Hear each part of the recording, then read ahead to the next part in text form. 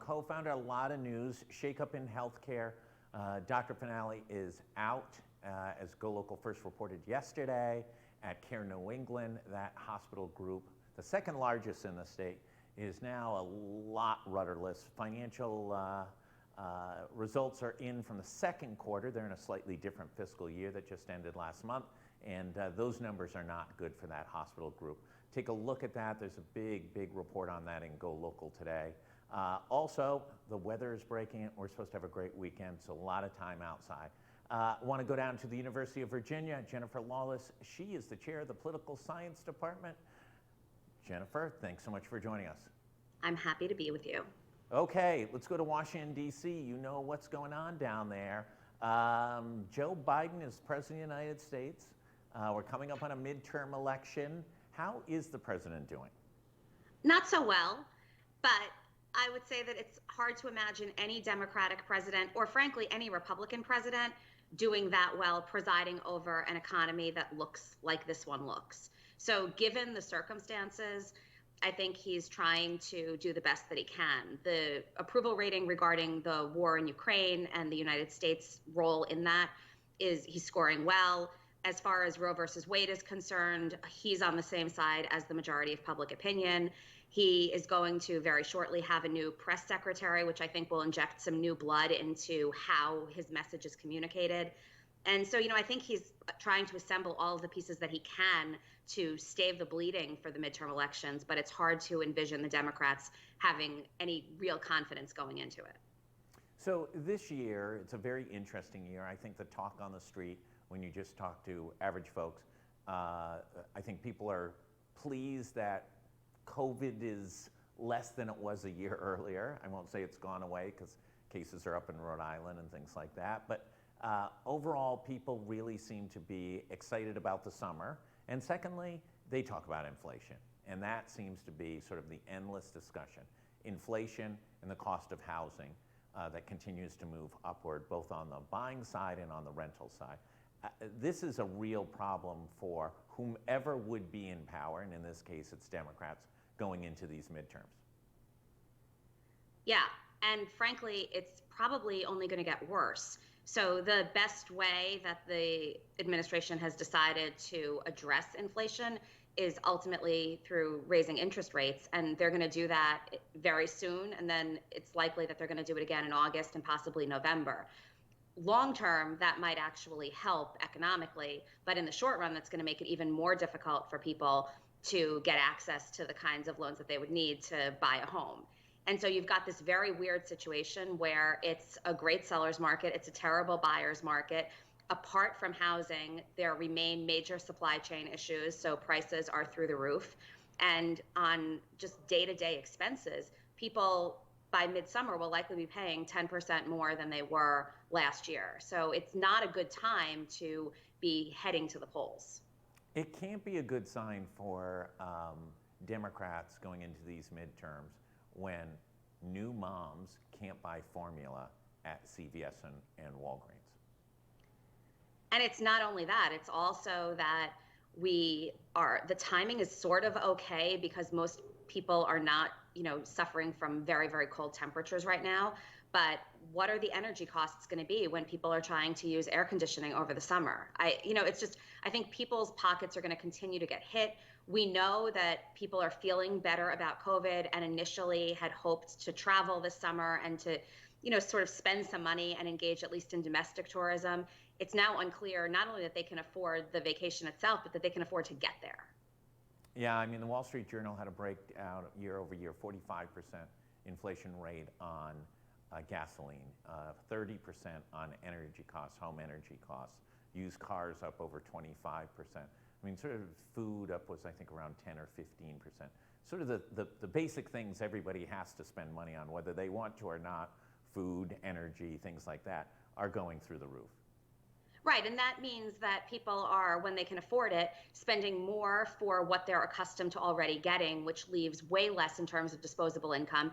And the cost of items that they might ordinarily use their disposable income for have also gone up. So it's hard to see anything good happening on that front in the next 2 to 3 months. And it's a shame because For the Democrats, that's when people are going to start focusing on November.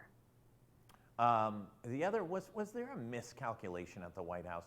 They seem to be telling folks going into the inflation numbers that were released yesterday morning that we were going to see a dip in inflation in the rate of increase, and it went from 8.5 to 8.3. I think there was a sense in some of the messaging that we were going to see an improvement maybe from 8.5 to 7.5 or 7%. And Wall Street certainly didn't like it. Wall Street's not happy about anything right now and NASDAQ loses 3% pretty much every day. That's a problem as well. There's also a lot of uncertainty. I mean, it's unclear what they were supposed to say. They had no idea what the numbers were going to be, right? They were hoping that they weren't going to be worse. They were pretty confident that they'd be a little bit better. How do you message that? They can't message with any degree of specificity. And so their prediction was that things would be improving at least slightly, or I guess getting worse at a slower rate. And it's difficult to make that something that people get excited about. I'm not sure that anybody could have messaged accurately around that any better. There are lots of ways to be inaccurate about the numbers, but they seem to be trying to stick to the truth. I don't know. I saw the movie Trading Places. Somebody had a beat on the price of orange futures, and it seemed to pay off in big, big ways. So I don't know. Maybe Eddie Murphy's the guy to hire on that. Let's talk about Roe v. Wade. I don't understand the Democrats forcing a vote in the United States Senate to prove once again that they can't get anything passed. I just don't. You're in a losing streak. You don't double down on saying we're going to lose again. The logic behind it, what was the point of yesterday's vote? So the logic was a campaign strategy, and they now have a very recent vote in light of the decision to overturn Roe versus Wade of every single Republican in the chamber saying that they're not in support of codifying Roe. And when you look at public opinion, 58% of the American public overall, but nearly 40% of Republicans believe that the general framework of Roe versus Wade should stay intact. And so if Democrats are able to chip off even a small number of Republicans or mobilize independents by targeting these Republicans in campaign ads in November, the vote was worth it. They knew they were never going to get close to 60 anyway. I think it's disappointing for them that they couldn't even say that they had a majority because Joe Manchin didn't vote with them, but it was all about putting the Republicans on the record. So I get that strategy if inflation was at 2%. But since no one's going to be going to the ballot box other than a small group of voters who are already going to vote for Democrats in these midterm elections, I don't get we're losers. So we lost I again. don't know. I think that independent women, there are a core group of independent women who voted for Joe Biden and then swung back. It looked like swung back at least as far as down ballot races were concerned in 2020. So these were people that had voted Democrats into state level offices in 2018. They voted for Biden in 2020, but they voted for Republican House and Senate candidates. That core group of voters in a handful of swing districts could be enough for the Democrats to hold the House or to maintain 50 seats in the Senate. So we don't need to think about this in terms of how do you have a landslide election. It's just a matter of, can you get the numbers up in a couple of the right places to at least maintain the majorities that you've got. And it seems like abortion and reproductive freedom will be the issue that could allow for that to happen. I don't know that it will, but it seems like that's the only option for the Democrats right now to try and hold on to the slim majorities they've got.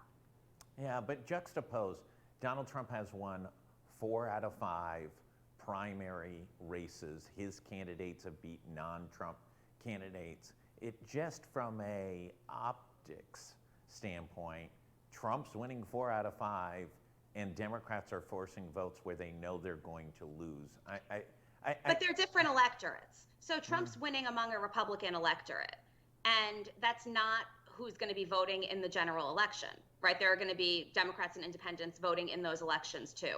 I do think that the Trump victories suggest that Trump is still very much viable, not only for 2024, but that his endorsements could still be seen to matter in 2022. But I don't think that, I think that in some ways those are apples and oranges comparisons because the electorate just looks different in November than it does along the way. David Gergen has made the comments this past week that Joe Biden should not run for re-election. He'll be in his 90s in his second term. He also said Donald Trump should not run for re-election for the same reasons. He would be in his 90s as well, and that we need... Which isn't accurate. They'd be in their 80s. In the end of their second terms? Yeah. Okay. They're both in their 70s now. I'm sorry, in their 80s. That's my mistake. Oh, okay. Okay. But David Gergen made the point that this is we need young, new leadership in the United States, not these endless battles between kind of tired, old politicians that we seem to be getting into a cycle of, whether it was the Bushes and the Clintons, and now it's Biden and Trump. Your thoughts on this sort of age factor of these two candidates, and also are there emerging young leaders in America on either side? Well, look at 2020. On the Democratic side, you had Kamala Harris, Cory Booker, Pete Buttigieg, Amy Klobuchar. These were youngish candidates, Pete Buttigieg especially. The American people and Democratic voters ultimately didn't select them. And on the Republican side, if you look back to 2016, you had Marco Rubio, Ted Cruz, several other youngish Republicans. This time around, you're likely going to have Josh Hawley. If the voters choose the older candidate, there's not much that we can do about it. And David Gergen can complain all he wants about it. The reality is that we have elections. And I don't think that we should be encouraging people who are too old or too young or don't look the part or whatever not to run if that's what they want to do. Leave it up to the voters and hope that the voters are going to make the right decision. So you were with Richard Nixon over John Kennedy in '60, correct? So for partisan reasons, no. Richard Nixon was not very old in that 1960s election. Yeah, anyways. The Ukraine war, in which we are now, functionally completely emerged in, we are sending now tens of billions of dollars of military equipment into that battle to sustain and expand the Ukrainian armed forces.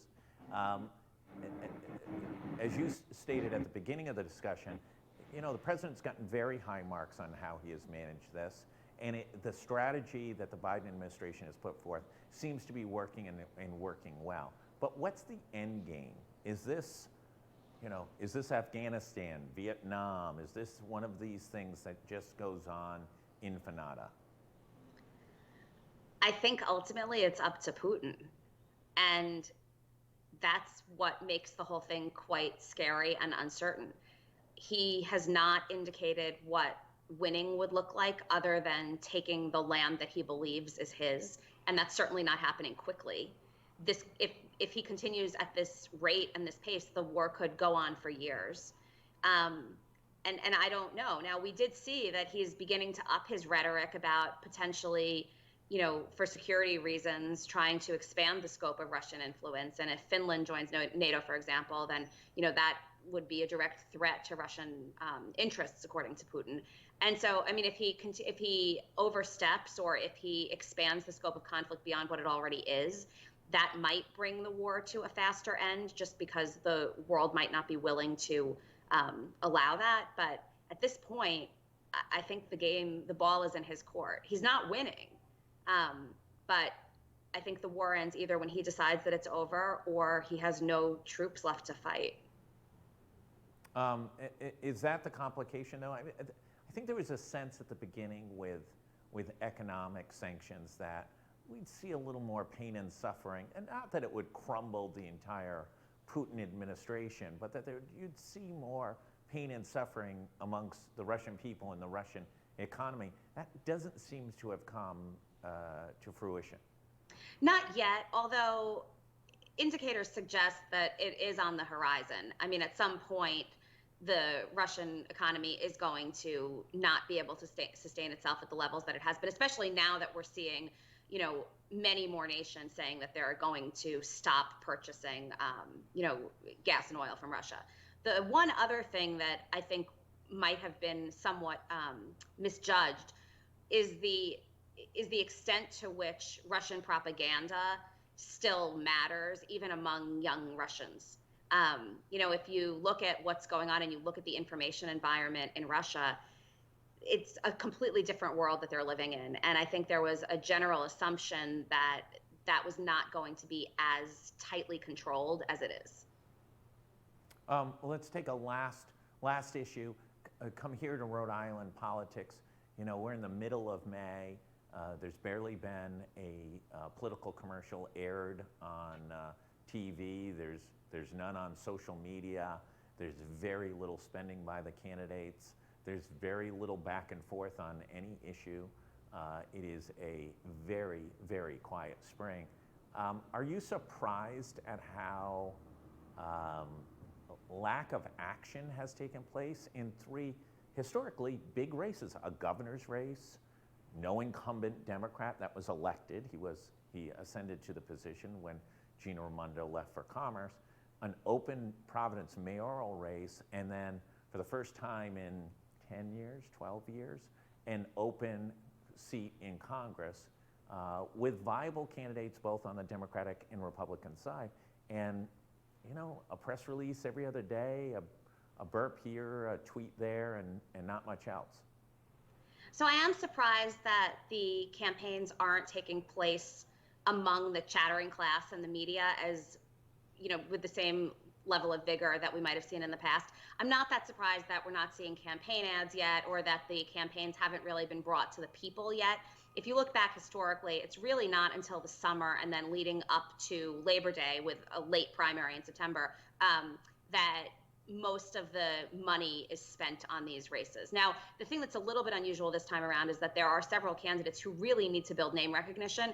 And so that's a little bit surprising. But in terms of campaign ads and social media buys and attacking one another and engaging in debates and things like that, if the slump is still happening in July and August, then I would say that that's very, very anomalous. Right now, I think it's probably not that surprising. Yeah, listen, Sarah Morgenthau, who is well-funded, is running for the 2nd congressional seat on the Democratic side. No one knows who she is, literally. She's got to have 1 or 2% name recognition, maybe. She's never really lived in the state. She went to Brown. The family had a house here, but she's never lived here. And on the gubernatorial side, Helena Foulkes, who's been a corporate executive, both in the United States and in Canada, comes from a family that maybe people on the east side and in Narragansett know, but no one else knows. And she hasn't spent any money to get her name out. These are people who literally have sub 10% name recognition, have money, and you would think to spend money maybe to get some more money, right? Show some movement in polls, get some momentum going, get some awareness out. Otherwise, I guess you just keep working the phones, fundraising from outside of Rhode Island. Well, I think back to 2006 when Matt Brown was running in the Democratic primary for the U.S. Senate against Sheldon Whitehouse, and Matt Brown decided that he was going to do just what you're saying. And early on, I think January, February, March of the election year, he had significant TV buys. He'd spent several $100,000. And ultimately, he was then unable to raise additional money. He wound up, flaming out and not competing because of a fundraising scandal. But there are trade-offs. And if you spend early and it winds up not generating the additional donors and support that you had hoped, you then don't have money to spend late. Now, there's the opportunity to self-fund. There's the opportunity to self-fund, but how much does she really want to spend on a losing campaign if that's where she finds herself? Well, I'll go to self-funding in a second, but let's just go back to Matt Brown. Matt Brown was also, I believe, leading in polls after he spent that money and drove his name recognition up. And absent the fundraising scandal, may have been a very, very, very close race in that primary. Except that the fundraising scandal was because he couldn't raise more money for the primary. So the fundraising scandal was linked to maintaining the clip of fundraising that was allowing him to be on TV. Okay, let's go to self-funding. Morgenthau family, extremely wealthy, worth many millions of dollars. We've not seen all the financial disclosures yet. And certainly on Helena Foulkes running for governor, that's a woman who's earned, $100 million or more. In 1 year up in Canada, she had a payment of $27 million, $27 million in 1 year. That's generally not the average income of a Democratic candidate for governor, unless you worked at Goldman Sachs and then you run for something like the governorship of New Jersey. But, you know, what are you waiting for? I mean, I assume that people that have that amount of money, I would not know, have some sort of calculus in their minds about what they're willing to spend. And I don't know, you know, I think that you probably figure out what you'd be willing to spend and still lose the race. And then you spend accordingly. So Don't you want to spend just a little bit more and win the race? I don't know. no, I mean, I think everybody runs assuming that there's a chance that they're going to win, right? But when you're thinking about how much you're going to put into something, I think you have to think realistically also about, okay, what in the worst case scenario, if I lose this amount. No. It's far worse than that. Everyone who runs for office thinks they're going to win, literally thinks they're going to win. Let me add the second part. Now in the new genre, if they lose, they think it was stolen from them. I mean, that's the world we live in now. Well, the Democrats